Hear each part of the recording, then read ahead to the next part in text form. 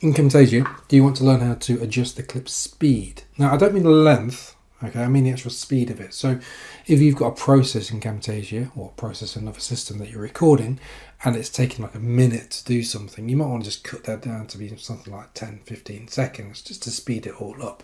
Well, I'll show you how to do that.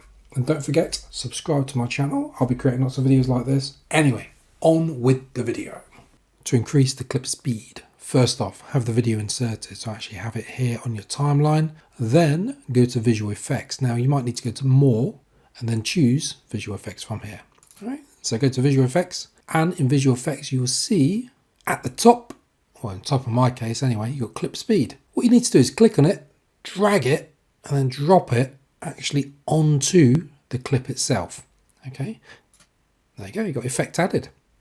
Now click on that, and you see the clip speed is listed down here. So it's at 1, which means it's the current speed, it's the normal speed. To change this, on the actual icon, so there's a little clock icon there, a little timer, click on that and then drag it.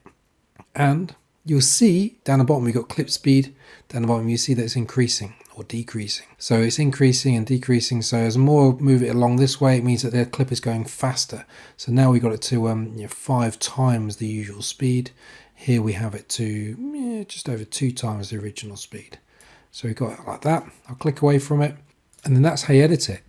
Alternatively, when you've added in the clip speed itself, so there's the clip bit there. I've currently got it at speed of 2 times the original. On the right hand side here, you've got clip speed as well. So I can change that. I can change that just to 3. Click away from there. You can see it's reduced the length of the clip. The full clip is there, it's just going faster, so it takes up less time.